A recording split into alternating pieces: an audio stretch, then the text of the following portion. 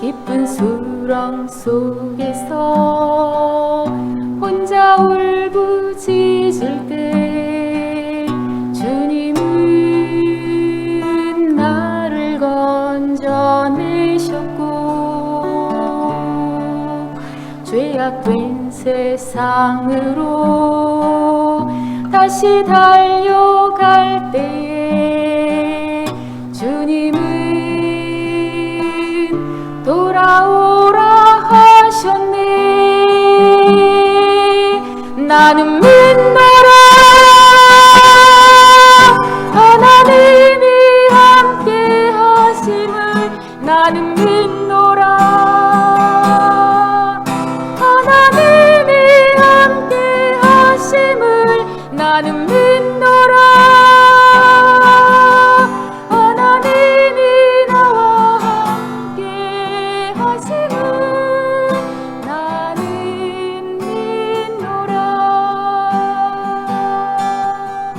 거친 풍랑 일어도 잔잔하게 하시니 주님은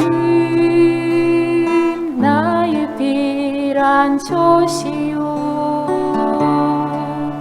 푸른 초장 물가로 항상 인도하시니 주님은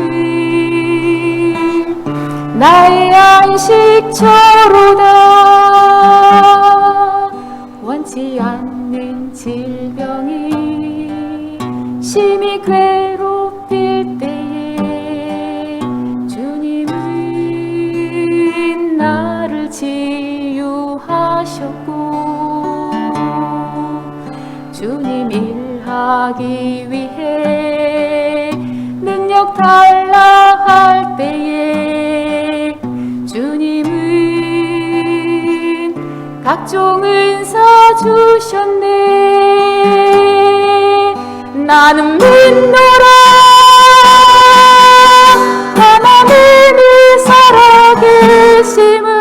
나는 믿노라, 하나님이 살아계심을. 나는 믿노라, 하나님이 살아 역사하심을. 나는 믿노라, 나는 믿노라, 하나님이 함께 하심을. 나는 믿노라, 하나님이 함께 하심을. 나는 믿노라, 하나님이 나와 함께 하심을. 나는 믿노라, 하나님이 살아 역사하심을. 나는 믿노라.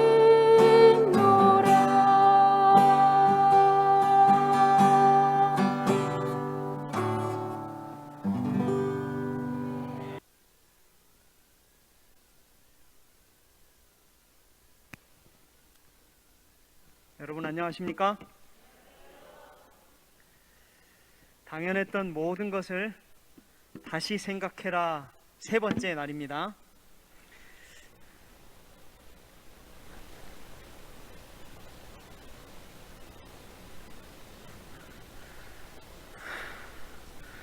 이렇게 세 번째 날에도 어김없이 찾아주시고 또 영상을 시청하시는 모든 분들께 귀한 시간 되기를 소원합니다.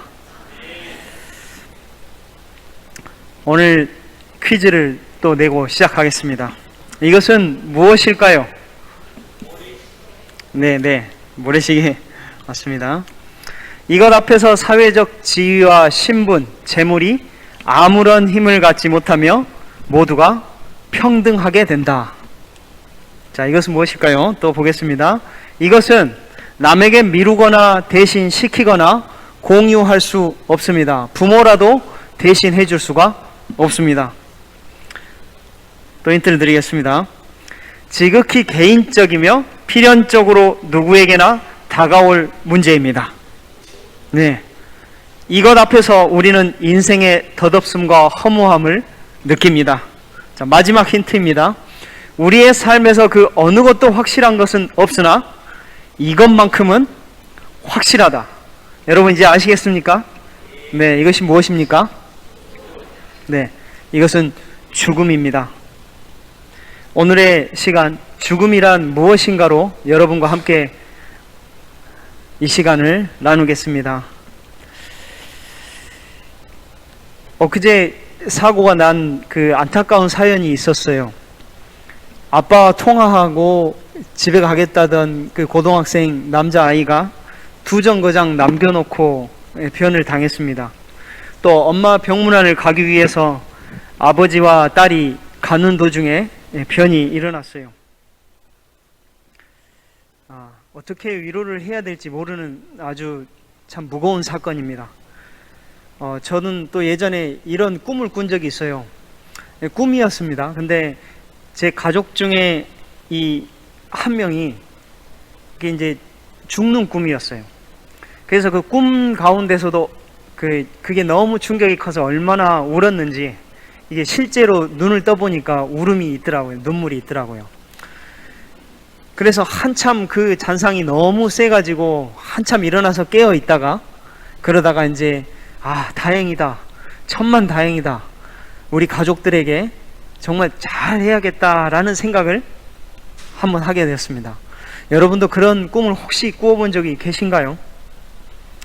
이 죽음이 우리에게 두렵고 참 싫은 이유는 소중한 모든 것들을 빼앗아가기 때문입니다.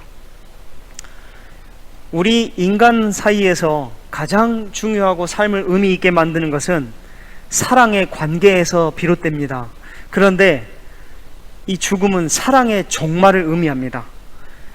사랑하는 사람과 이별하는 것을 원하는 사람은 아무도 없습니다.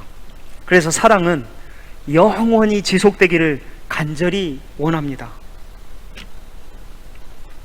그런데 이 죽음은 그것을 우리에게서 빼앗아 가는 것이죠. 세월이 흐르면서 하나씩 하나씩 우리가 사랑하는 사람들, 사랑하는 무언가를 계속해서 빼앗아 가는 것이 죽음입니다.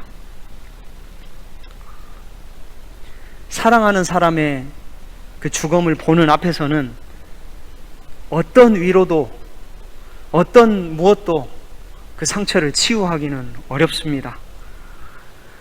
그래서 이 죽음에 대한 깊은 생각을 우리는 할 수밖에 없는데요.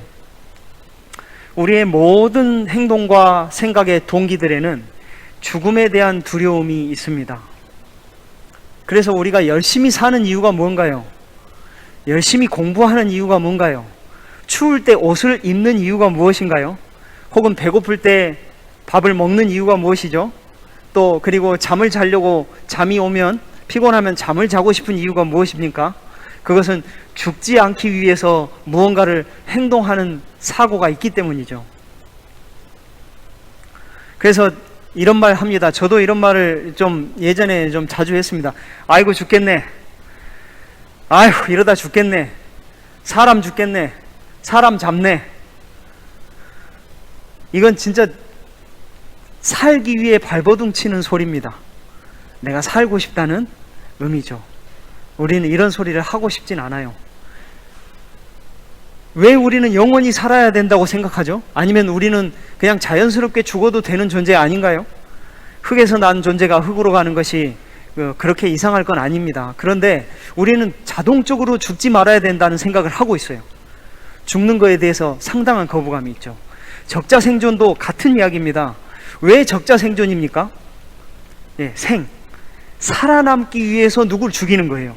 그러니까 그 죽이는 그 존재 자체도 살기 위해서 뭔가를 한다는 것입니다.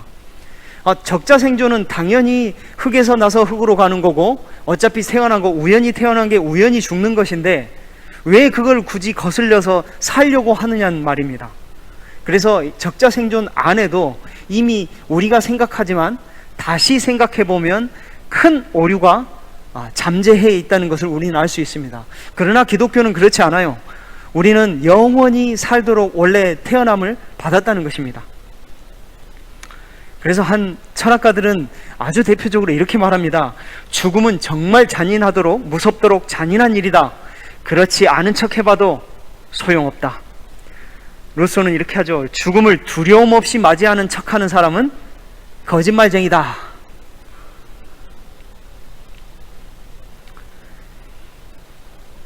이 죽음 때문에 우리는 절망 속에 살아가지만 그래서인지 우리는 삶에 희망과 기대를 걸고 싶어 하는지 모르겠습니다.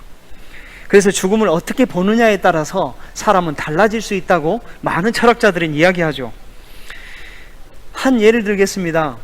동일하게 한 공장에 취직이 된 친구가 있습니다.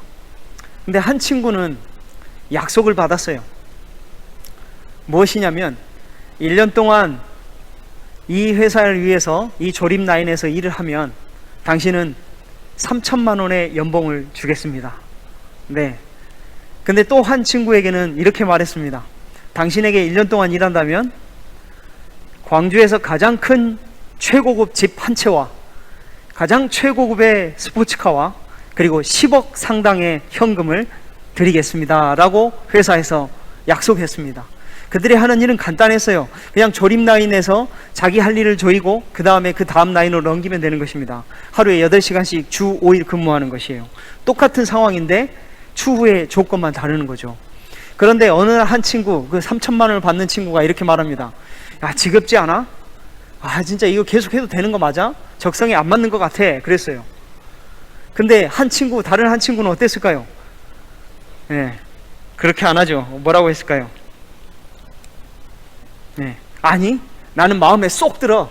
이것이 내 적성에 딱 맞는 것 같아. 왜 그럴까요? 네, 돈을 많이 받아서가 아니라 이것은 미래에 대한 기대가 다르다는 것입니다. 그래서 미래에 대한 기대 때문에 현재를 사는 삶이 달라질 수 있다는 것을 우리는 알고 있습니다. 그래서 우리가 그저 낙천적으로 생각한다고 해서 미래의 삶이 그냥 나아지진 않습니다. 우리에게 필요한 것은 분명한 깊은 약속이 필요합니다. 이 현대 사회에서는 초자연적인 것이 없어요. 천국도 없고 하나님도 없고 그리고 초월적인 죽음 이후의 세상도 없습니다. 그래서 어떻게 합니까? 우리가 정확히 모르는 죽음 이후의 세상에 희망을 걸기보다는 지금 사는 이곳에서 지상 낙원을 만들고 싶어 합니다. 그래서 자신만의 지상 낙원을 만들기 위해서 무엇합니까? 열심히 벌고 열심히 경쟁하고 그렇게 해서 우리가 더 나은 삶을 살기 위해 노력하죠. 그래서 인문학자들은 이렇게 합니다. 교육과 과학과 그 다음에 사회학적인 그런 기술들이 모여지면 우리 세계가 좀 더 나아질 것이다 라고 생각하는 것입니다. 그런데 과연 그렇게 되었습니까? 과학이 그렇게 발달한 지금 이 시대에 불행은 점점 더 줄어져 갑니까? 혹은 죽음을 이제는 조절할 수 있게 되었습니까?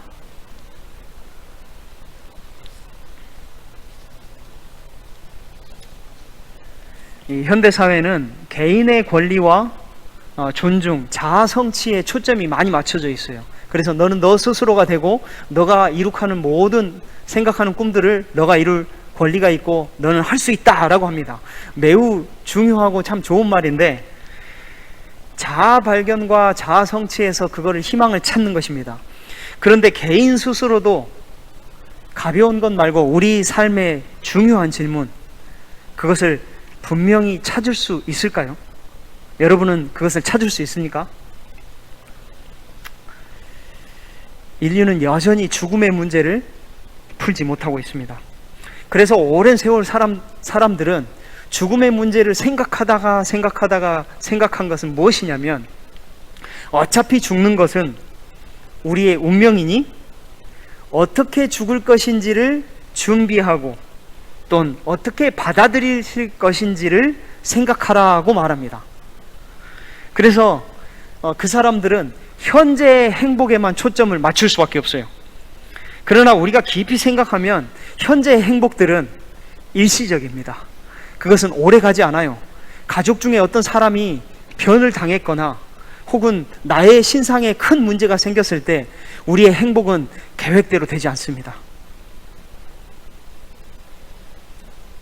저도 그래서 직장 생활을 하던 때 꿈을 꿨어요. 좋은 차도 사고 좋은 집도 짓고 그리고 살고 단란한 가족을 이루고 그리고 내가 하고 싶은 모든 것을 하면서 경제적인 안정을 이루고 또한 때때로 가족들과 여행을 가고 그렇게 하고 싶었습니다. 그래서 어떨 때는 제가 사진을 크게 가지고 싶은 차를 삼각형 이렇게 모양으로 된 무슨 차가 있어요. 그래가지고 곧 스티커로 붙여가지고 책상 앞에 붙여놓은 적이 있습니다. 그런데 한참을 생각하는데 어느샌가 저희 그 할아버지 이렇게 할머니가 이제 돌아가실 때 그런 걸 생각하는데 글쎄 인생이 참 부질없다는 생각을 했습니다.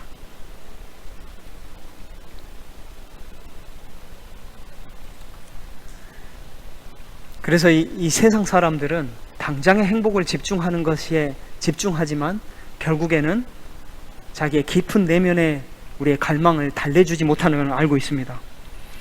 우리가 바라는 진정한 희망은 그럼 무엇일까요? 라고 생각해야 됩니다. 우리가 바라는 진정한 희망은 무엇일까? 우리에게 가장 필요한 것은 진보나 발전 그런 것이 아니에요. 정의가 이루어지는 것입니다. 초등학생들이 가장 자주 말하는 것들이 있어요. 억울해입니다. 살면서 억울해보지 않은 사람은 아무도 없어요. 그래서 장차 모든 악과 악인들이 결국에는 심판받고 억울한 일이 변호되고 이 세상의 근본 질서가 아주 선하게 돌아가는 것을 꿈꿔요. 언젠가는 그렇게 되겠지라고 생각합니다. 만약에 그렇게 할 수 있는 세상이 온다면 우리는 목숨도 바칠 수 있습니다. 독립투사가 그랬고 민주화 운동을 하던 사람들도 그랬던 것이죠. 그렇지만 우리에게 그런 꿈은 과연 있는지 모르겠습니다. 기독교의 큰 교리 중에 하나가 이 지구와 모든 사람에게 정의롭고 의로운 심판이 있다는 것입니다. 그래서 마지막 때 예수님께서 오실 때 우리의 모든 억울함이 풀려지고 또 우리의 모든 것들이 다시 회복되고 질서가 다시 원래대로 돌아가는 것을 우리는 믿고 약속하고 그렇게 합니다. 사람이 죽을 때 하는 특징이 있죠. 죽음을 앞둔 사람들은 대부분 이렇게 합니다. 내 삶은 가족들과 이웃을 충분히 사랑했을까? 이것은 내세를 믿건 안 믿건 간에 어떤 사람이건 이런 걸 돌아보게 돼 있습니다.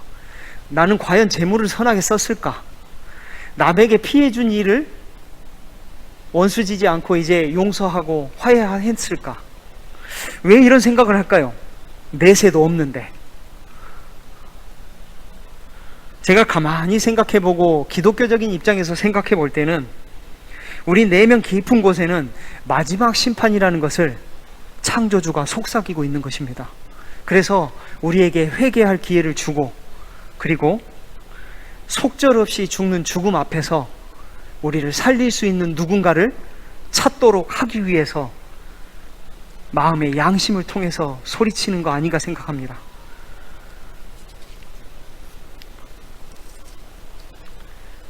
이 정의의 신념에 이어서 우리가 두 번째로 진짜 깊은 희망은 사랑하는 사람들과 영원히 존재하는 것입니다. 즉 영원히 살 수 있다는 것입니다. 더 이상 우리의 가족들과 우리의 친구들과 내가 사랑하는 모든 사람들과 헤어지지 않고 영원히 사는 것이 정말 우리 내면에 갈망하는 깊은 희망입니다. 우리는 무의식 중에 자신만은 결코 죽지 않을 거라는 생각을 갖고 있어요. 그래서 적어도 의식만큼은 어딘가에 살아서 또 돌아다니겠지라는 생각을 한다는 것입니다. 그것은 믿든 안 믿든 자기는 결코 안 죽을 것이라는 생각을 한다는 것이에요. 그래서 성경에는 뭐라고 나왔습니까? 사람에게 영원을 사모하는 마음을 주셨느니라 했습니다. 우리 가운데 깊은 열망은 영원히 사랑하는 사람과 존재하는 것을 갈망하고 있습니다. 우리가 아직도 사랑하는 사이에 결코 헤어지지 않을 거야 라고 말하는 것은 우리의 안에 영혼에 대한 갈망이 들어있기 때문입니다. 기독교에는 이런 죽음을 극복할 분명한 희망이 있고 원리가 있습니다. 이 세상에서는 죽음을 당연하게 받아들이라고 말하고 죽음을 별것 아니라고 말하라고 하지만 여러분들 어느 누가 자신이 사랑하는 사람이 그렇게 됐을 때 괜찮다라고 말할 사람이 있을까요? 그런데 기독교에 큰 희망이 있습니다. 바로 우리의 부활하신 예수님이라는 것입니다. 예수님, 어떤 종교에서도 어떤 종교의 창시자도 자신이 부활했다는 창시자는 없습니다. 그리고 어떤 종교의 그 가치라도 죽은 것이 다시 살 수 있다는 그런 가치를 지닌 종교는 없습니다. 그리고 역사상 종교를 창시한 사람 중에 자신이 부활해서 그걸 증거한 사람은 아직까지 존재하지 않는다는 것입니다. 죽음의 해결책으로 이 불멸이신 우리 성자 하나님 예수님께서 우리처럼 연약한 인간으로 오셨습니다. 그래서 2000년 전에 오셔서 본디오 빌라도의 그 유대 총독에 의해서 십자가형에 처해진 다음에 3일 후에 부활하셨고, 그리고 그것을 따르는 사람들이 지금의 기독교를 이루고 있습니다. 사람들은 그래서 늘 죽음을 두려워하는데 성경은 이렇게 말합니다. 죽기를 무서워함으로 한평생 매어 종노릇하는 모든 자들을 놓아주려 하심이니. 죄 없는 분이 우리의 죄를 큰 값으로 치르셨습니다. 그래서 우리는 더 이상 죽지 않고 살아날 수 있는 존재가 된 것입니다.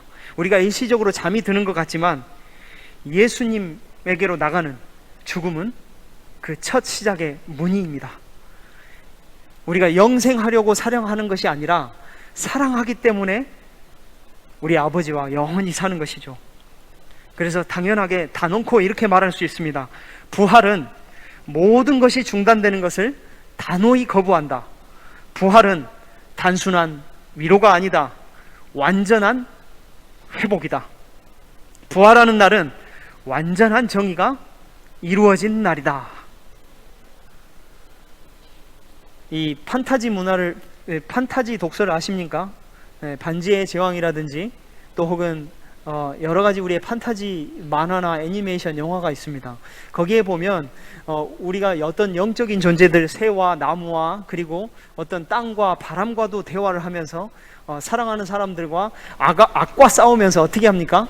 영원히 사는 그런 요정 같은 삶을 그리는 것을 바로 이 판타지 문화라고 합니다.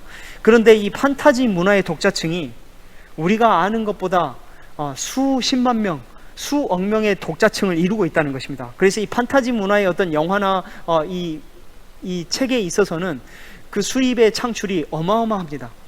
그럼 왜 그럴까요? 그 사람들은 영원히 갈망하는 무언가를 그 판타지에서 대리만족하는 것입니다. 그런데 이것은 허구의 사실입니다. 그런데 여러분, 복음은 허구가 아니라 실제입니다. 실제로 예수님께서 2000년 전에 돌아가셨다가 살아나셨습니다. 그래서 저는 오늘 간략하게 예수님이 살아나셨다는 증거를 여러분께 다시 한번 확인하고 넘어가겠습니다. 역사 속 분명한 부활의 증거들이 있습니다. 이 증거들은 어떠한 반론을 하는 사람이라도 반론할 수 없는 증거만 뽑았습니다. 우리의 증거들은 수백 개가 넘습니다. 그런데 제가 이 세 가지를 언급하는 것은 어떤 비평학자도 이 세 가지에 대해서 반론할 어떤 것도 쉽지 않다는 것입니다. 첫 번째는 빈 무덤입니다. 이 무덤을, 종교의 창시자인 무덤을 순례했거나 참배의 장소로 삼지 않았다는 것입니다. 그러한 역사적 기록은 여지껏 없습니다. 두 번째는 목격자의 증언입니다. 이 첫 목격자가 여자 증인으로 성경에서는 기록되고 있는데요, 당시의 여자 증인은 법정에서 증인으로도 사용되지 않습니다. 즉 여자의 증언은 무엇입니까? 소용없는 것입니다. 그래서 여자의 증언이 소용없는데도 불구하고 왜 여자의 증언을 기록했을까요? 만약에 이거 허구라면 여자의 증인을 그렇게 쓸 필요가 있습니까? 없습니다. 남자를 증인으로 채택해서 써야지 그것이 진짜로 여겨질 가능성이 있습니다. 그런데 왜 여자 증인들을 했을까요? 그것은 사실이기 때문에 그러한 위험성에도 불구하고 여자들을 증언으로 내용을 채운 것입니다. 그 다음은 목격자들이 살아있을 때 기록된 것이 신약 성경입니다. 목격자들이 살아있었습니다. 그래서 그거를 부활했다는 것을 그것은 아니다라고 말할 수 있는 변론의 여지가 있는 사람들이 수십만이 넘었다는 것이에요. 그런데 사람들이 그걸 변론하지 않고 반증하지 못했다는 거예요. 여전히 그 기록들이 쓰여져서 사람들에게 읽혀지고 예수님이 부활하셨다는 책들이 돌아다님에도 불구하고 어떤 역사가들도 이것을 부인하지 못했다는 것입니다. 세 번째는 여기는 우리 그 기독교 순교관이라는 곳인데요. 예수님이 부활하셨고 예수님이 우리의 구주라는 것을 증거하다가 목숨을 바친 사람들의 사진들을 걸어놓은 기념관입니다. 그래서 우리나라의 이 목사님들과 순교자들, 집사님, 장로님들인데요. 이 셀 수 없는 순교자들이 이것을 증거합니다. 사람들은 결코 거짓을 위해서 목숨을 바치지 않습니다. 셀 수 없는 순교자가 이것을 증거합니다. 그리고 그 많은 사람들이 그것을 믿고 현재 지금에도 예수님이 부활하셨다는 사실만으로 지구 30억 가까운 사람들이 그것에 납득돼서 여기 이 자리에 그렇게 오신 것입니다.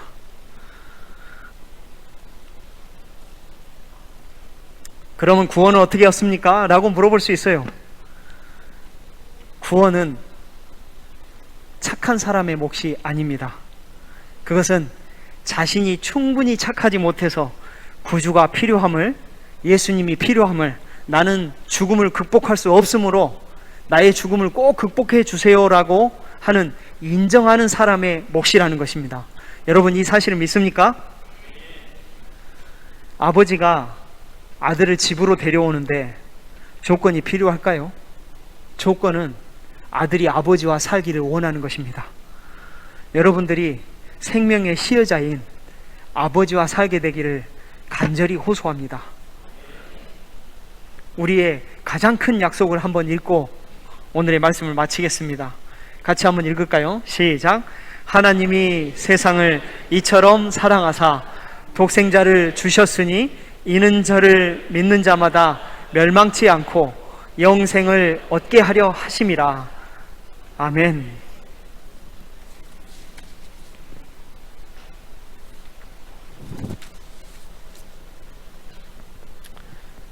그래서 기독교인들은 죽음이 기독교인들에게도 슬프고 애통한 일이지만 그 죽음의 슬픔으로 끝나는 것이 아니라 생명을 창조한 분에게 돌아가는 것입니다. 그리고 깊은 희망의 문인 것입니다. 일생의 불안과 죽음의 두려움 앞에 서신 여러분들, 부활하신 예수님을 다시 생각해보는 그런 날이 되지 않으시겠습니까? 기도하고 마치겠습니다. 감사하신 하나님, 죽음 앞에 속절없는 저희들이 모였습니다. 우리가 죽음 앞에 어떻게 할 수 있습니까? 사랑하는 사람들과 우리가 헤어져야 하는 아픔을 어떻게 달랠 수 있을까요? 오직 부활하신 예수 그리스도 안에서 우리의 소망을 찾고자 합니다. 생명의 시여자이신 우리 하나님, 우리를 구원해 주시옵시고 우리를 사랑할 수 있게 도와주시옵소서. 우리의 모든 사랑하는 가족과 또한 주변 사람들이 모두 하나님께로 돌아갈 수 있기를 간절히 간구합니다. 이 모든 기도를 우리를 구원하여 오신 예수 그리스도 이름으로 간절히 기도합니다.